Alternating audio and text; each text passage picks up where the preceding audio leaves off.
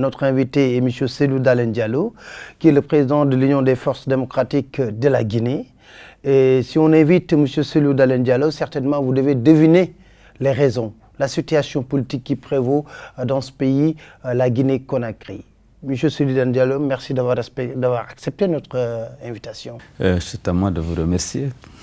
Merci. Pour me donner l'opportunité de m'adresser à vos nombreux téléspectateurs.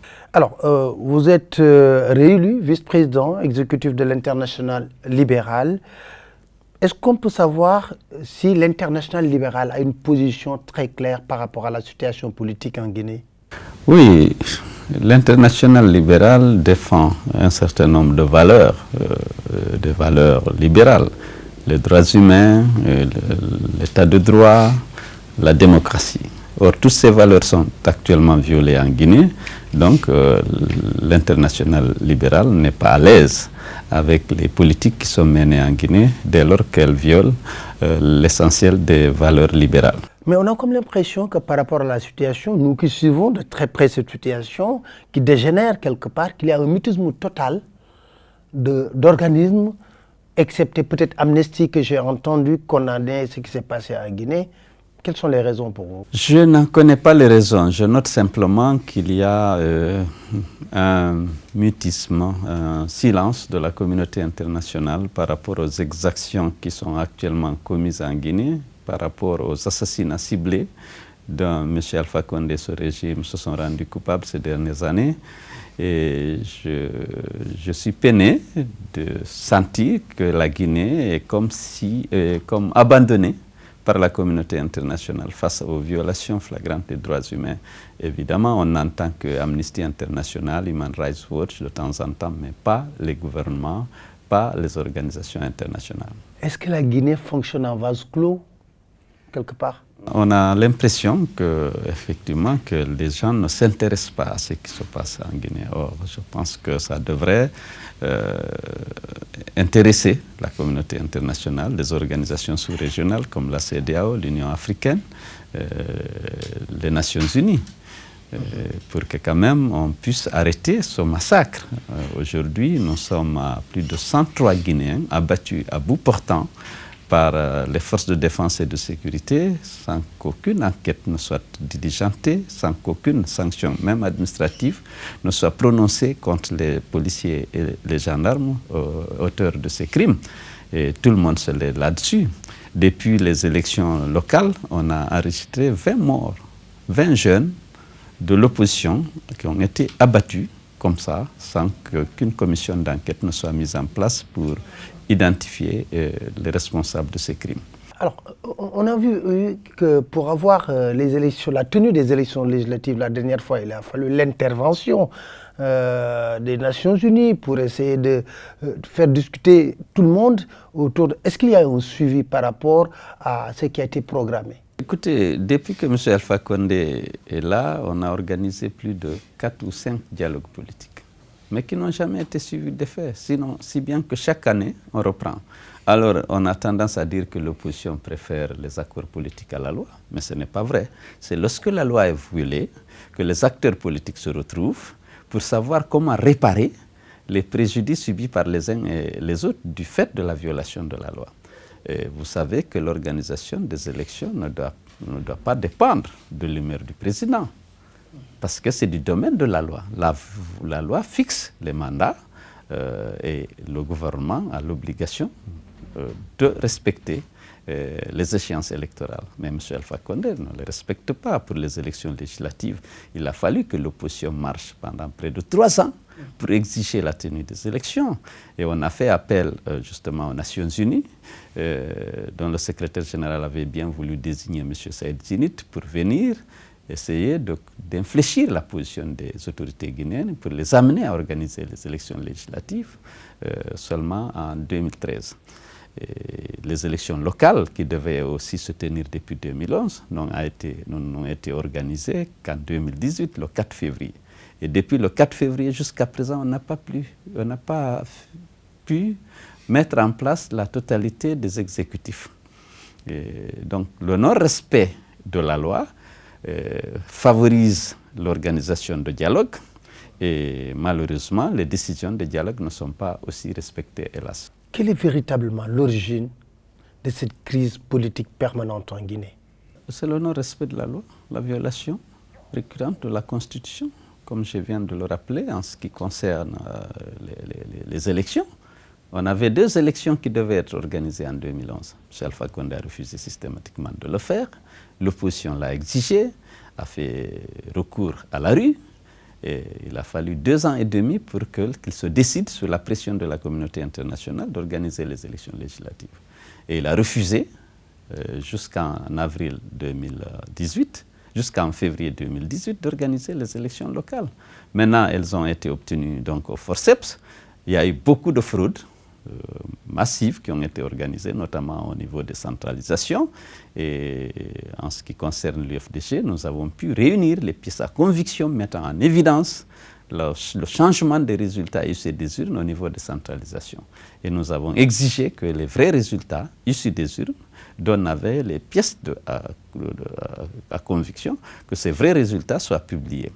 Ils n'ont pas voulu et finalement, à force de manifester, de dialoguer, on a trouvé un consensus. On a signé un accord politique le 8 août, au terme duquel le pouvoir acceptait de rendre certaines communes volées à l'opposition, une partie du butin, une toute petite partie d'ailleurs, à l'opposition pour la paix, pour sortir de la crise et de la rue. Nous avions accepté, on a signé cet accord, mais quelques semaines après, autour de M. Alpha Condé, il y a une réunion qui a décidé de ne pas respecter cet accord.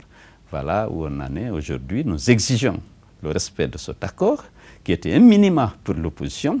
Malheureusement, le pouvoir dit ne pas être à même de respecter cet accord. Alors cet accord est signé par le ministre de l'Intérieur, par le président du groupe parlementaire RPG Arc-en-Ciel et par moi-même en tant que chef de file de l'opposition. Mais aujourd'hui, le gouvernement dit non, qu'il ne respecte pas sa propre signature. Il ne respecte pas la loi, il ne respecte pas la loi fondamentale, il ne respecte pas les accords politiques. Voilà le désordre dans lequel ce refus de respecter sa propre signature, de respecter les lois de la République, mais le pays. Nous ne pouvons pas accepter que justement nos suffrages soient volés et que le minimum que le pouvoir a accepté de nous restituer, que là aussi il revienne sur sa décision. Est-ce que l'opposition n'est pas si faible que dans les rapports de force toujours, on voit que le pouvoir finalement remporte et gain de cause? Non, l'opposition en Guinée n'est pas faible. L'opposition en Guinée était forte. Et nous avons gagné ces élections locales dans la plupart des collectivités, c'est clair. On a battu le parti présidentiel dans beaucoup de communes, notamment en Basse-Guinée, à Conakry. À Conakry, dans les urnes, l'UFDG a eu 76 conseillers contre 49 pour le parti présidentiel. Ça, c'est au niveau de la capitale. Et dans toutes les circonscriptions, dans toutes les collectivités de la Basse-Guinée, par exemple, c'est l'UFDG qui est arrivé devant, en dehors de 2 collectivités dans lesquelles c'est des listes indépendantes. Donc, l'opposition n'est pas faire. La capacité de mobilisation de l'opposition guinéenne est connue. Nous sommes capables de mobiliser 1 million de personnes à Conakry. Et notre poids électoral aussi est connu. Même si les résultats publiés, les résultats officiels qui sont des faux résultats, ne reflètent pas le rapport de force réelle sur le terrain. Alors, il y a eu aussi beaucoup de jeunes Guinéens qui ont été tués lors de vos manifestations. Allez-vous donner suite à cela? Oui, nous avons aujourd'hui près de 100, un peu plus de 100 jeunes qui ont été abattus depuis l'arrivée de M. Alpha Condé au pouvoir. Et malheureusement, ces jeunes n'ont pas eu droit à la justice. Comme je l'ai dit tantôt, aucune enquête n'a été ouverte, aucune sanction administrative n'a été prononcée contre la police et la gendarmerie chargée d'assurer la sécurité des manifestants. Et comme vous le savez, le crime, l'impunité encourage la récidive. Et c'est pourquoi on continue encore de tirer sur ces jeunes. Et récemment, M. Alpha Condé a pris la décision d'installer des PA militaires dans toute la commune de Ratoma. Et ces militaires se livrent à toutes sortes d'exactions contre la population qui n'a aucun recours. nous allons saisir naturellement les organisations internationales, la justice internationale, puisqu'en Guinée, toutes nos démarches sont restées sans suite. Et c'est inacceptable que le gouvernement continue de se livrer à ces exactions en disant privilégier l'ordre à la loi. Donc nous allons continuer à saisir la justice internationale, à saisir les organisations internationales, la CEDEAO, l'Union africaine, la Commission des Nations Unies sur les droits d'homme et toutes les autres instances susceptibles de défendre la protection des droits humains. Alors, je vous entends toujours dans votre discours dire que pratiquement c'est votre parti qui est ciblé dans ces attaques. Pourquoi vous le dites? Parce que c'est le cas. Vous en avez des preuves? Mais oui, mais la centaine de jeunes militants, de jeunes citoyens guinéens abattus sont à 95-99% des militants de l'UFDG. Et vous avez la liste? On a cette liste. Et vous pensez que vous êtes particulièrement ciblé? Ah, bien entendu. On en parlait d'une tentative d'assassinat lors de votre dernière manifestation. Oui, ça c'est clair. On a tiré sur votre voiture. Oui, bien sûr. Je crois que je vous ai envoyé la vidéo. Vous avez voyé le soldat prendre son arme, viser ma voiture, tirer et courir se réfugier derrière une pick-up agonée parce que des voisins avaient effectivement filmé la scène. Et heureusement, Dieu m'a sauvé la vie, mais cet acte visait naturellement à m'éliminer parce que beaucoup de gens, d'extrémistes autour d'Alpha et peut-être lui-même pensent que c'est moi qui l'empêche de travailler par les manifestations. Il a souvent dit quand il fait son premier mandat, il n'a pas travaillé parce que c'est lui a mis les enfants dans la rue. Et beaucoup de gens pensent que peut-être qu'il faut mettre un terme à ma vie, ça pourrait faire donner la possibilité à M. Alpha Condé de gérer le pays comme il veut. Et vous avez porté plainte? Il y a une enquête qui a été déclenchée, on attend les résultats, mais déjà, bon, on ne fait pas trop d'illusions parce que le patron de la police a dit que c'est déjà que lui, il pense que c'est un caillou de granit. Mais c'est clair que lorsqu'on regarde les vidéos, puisqu'il y avait des vidéos, on sait que c'est intentionnellement qu'on m'a visé ma voiture et qu'on a tiré. Ceci dit, on attend les résultats des enquêtes et après, on avisera.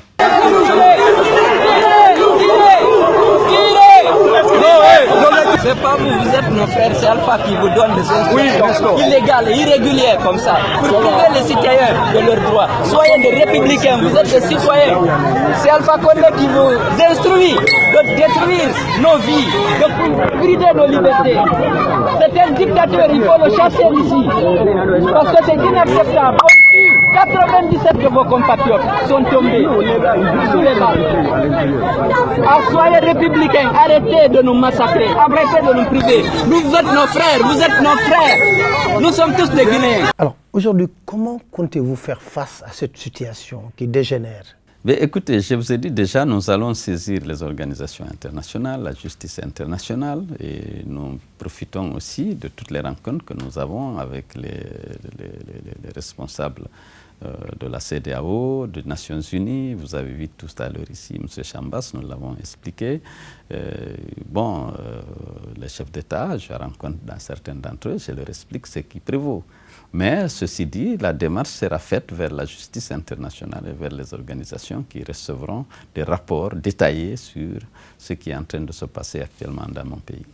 Est-ce que vous pensez concrètement que c'est possible d'organiser les législatives en 2019 déjà? Oui, je pense qu'il y a une volonté politique, mais personne ne connaît l'agenda réel de M. Alpha Condé, parce que ce n'est pas la loi qui est importante, c'est sa volonté malheureusement. Parce qu'il n'y a pas de séparation de pouvoir, il n'y a pas d'indépendance des institutions. En Guinée, c'est la volonté de Alpha Condé qui s'impose à tout. Donc s'il veut les organiser, je pense que c'est possible de le faire en 2019. Mais s'il ne veut pas le faire, ça ne se fera pas. On devait organiser les élections législatives les dernières en 2013. En 2011, il ne voulait pas, elles n'ont pu être organisées qu'en fin 2013. Les élections locales, on devait les organiser depuis 2011. Il n'a voulu les organiser grâce à la pression de l'opposition, par la rue, hélas, qu'elle n'a pu les organiser qu'en février 2018, c'est-à-dire que 7 ans après. Est-ce qu'il veut organiser les prochaines élections législatives qui devaient l'être au premier trimestre 2019 ou plus tard? Je n'ai aucun signe, je ne vois aucun signe qui va dans cette direction-là. Alors, est-ce que vous suspectez Alpha Condé de vouloir briguer un troisième mandat? Ce n'est plus une suspicion. M. Alpha Condé veut un troisième mandat. Chaque fois que vous lui posez la question, il s'énerve, il s'attaque aux journalistes. Vous avez vu récemment son interview avec TF5 France 24. Dès qu'on aborde la question du troisième mandat, il devient furieux, il ne se contrôle plus. Sinon, c'est une question simple. M. Youssoufou, le président du Niger, lorsqu'on lui a posé la question, il a dit non, qu'il a prêté serment sur une constitution qui limite les mandats. Il respectera son serment et il respectera la constitution. La constitution guinéenne est pour M. 2 mandats. Aziz, le président de Mauritanie, s'est exprimé clairement pour dire qu'il ne va pas briguer un autre mandat, qu'il respecte la constitution. M. Alpha Condé, dès que tu lui poses la question, il devient furieux, il demande à ses lieutenants de dire non, il faut laisser M. Alpha Condé finir son travail, il doit achever ses projets, il est utile, il faut faire ceci. Aujourd'hui, on entend partout des sirènes révisionnistes, comme disait le président de la Cour constitutionnelle de Guinée, qu'il a déjà évincé par rapport à cette prise de position contre le tripatouillage de la Constitution. Donc tout le monde aujourd'hui en Guinée est convaincu que M. Alpha Condé veut un troisième mandat. Il veut tripatouiller la Constitution et faire sauter le verrou de la limitation des mandats. Et là, vous êtes déterminé? Bien entendu, nous sommes déterminés à empêcher la violation de la Constitution. Dans cette même Constitution, il y a des dispositions qui disent que les dispositions relatives au nombre et à la durée des mandats ne sont pas modifiables.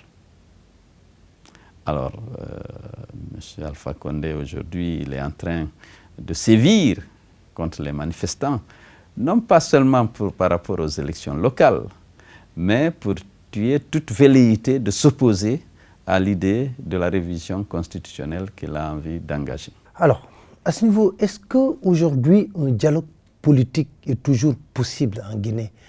Et comment? Écoutez, on a tenu plusieurs dialogues politiques. Le dernier accord, dit du 8 août, c'est dans le cadre du dialogue politique qu'il a été élaboré. Mais ce n'est pas appliqué. Alors finalement, M. Alpha Condé a fini par décrédibiliser le dialogue politique dès lors que les décisions qui en sont issues ne sont pas appliquées. On a tellement de décisions prises de manière consensuelle lors des dialogues politiques qui ne sont pas appliquées.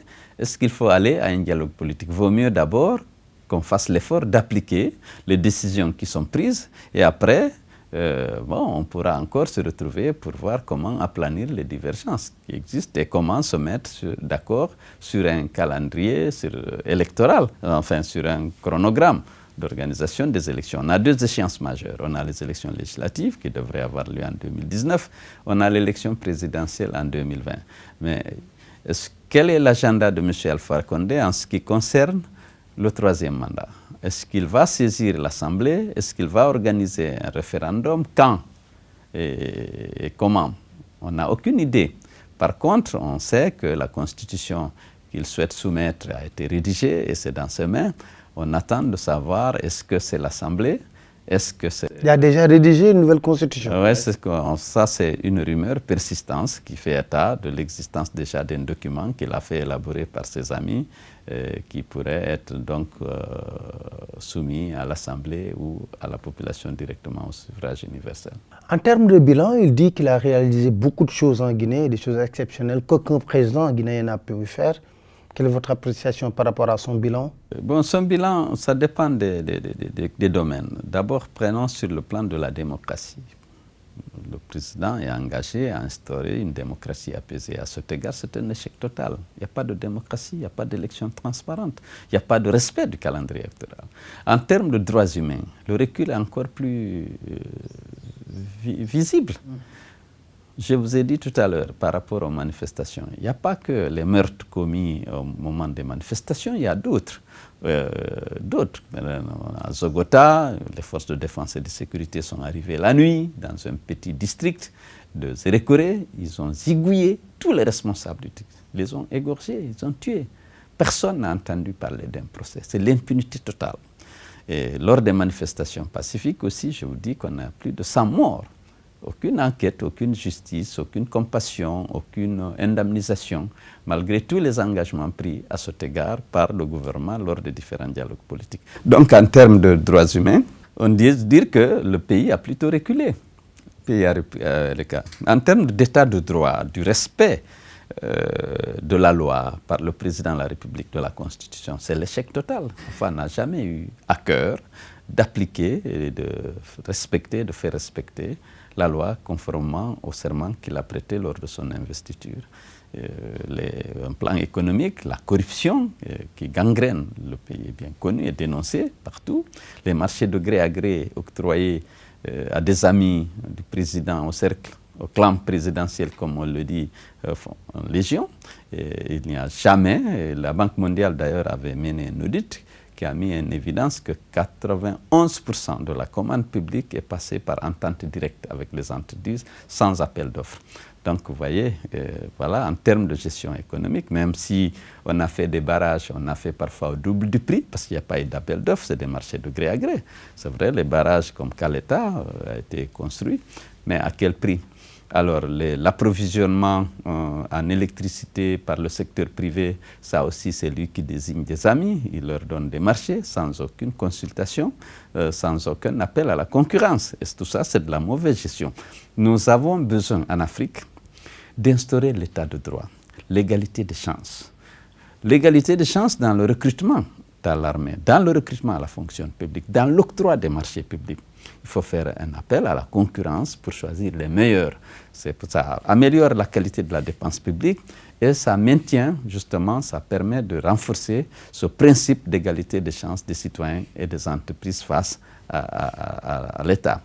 Et donc, à cet égard aussi, c'est un échec total. Enfin, aujourd'hui, la pauvreté s'est plutôt aggravée. Beaucoup de Guinéens n'arrivent pas à assurer les 2 repas par jour. Le pays est divisé. En termes d'unité nationale, c'est la catastrophe. M. Alpha Condé suscite la stigmatisation ethnique. Il l'entretient à des fins politiques. Et aujourd'hui, la Guinée est plus divisée que jamais. Et tout ça, c'est le fait d'une politique délibérée de M. Alpha Condé de diviser les Guinéens en ethnies, en tribus, et sans jamais avoir à cœur le souci de consolider l'unité de nation, de promouvoir la fraternité et la solidarité entre les composantes ethniques et les composantes même politiques. Alors, aujourd'hui, si vous devez lancer un message fort à l'endroit du peuple guinéen, à l'endroit de l'Afrique, d'une manière globale, ce serait quoi? Pour la Guinée, il faut d'abord demander aux Guinéens de se mobiliser pour ne pas accepter la violation de la loi fondamentale. Il faut que les Guinéens refusent la division que M. Alpha Condé est en train de vouloir faire prospérer à des fins politiques. Il faut que les Guinéens acceptent ces faits de Dieu qui sont guinéens par la volonté de Guinée, parce qu'ils sont nés en Guinée, ils doivent exercer partout où ils se trouvent leurs droits. Ils doivent être électeurs, ils doivent être éligibles, ils doivent exercer tous leurs droits, quelle que soit naturellement la région, la préfecture ou la collectivité dans laquelle ils vivent. Il faut que les Guinéens se mobilisent pour lutter contre la corruption, contre la mauvaise gouvernance et surtout contre le tripatouillage de la Constitution à l'effet d'octroyer un 3e mandat à M.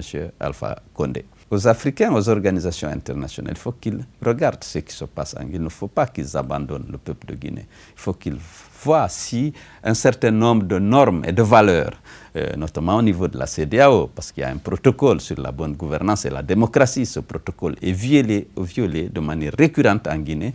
La CEDEAO devrait naturellement s'assurer que ce protocole est respecté par cet État membre qu'est la République de Guinée.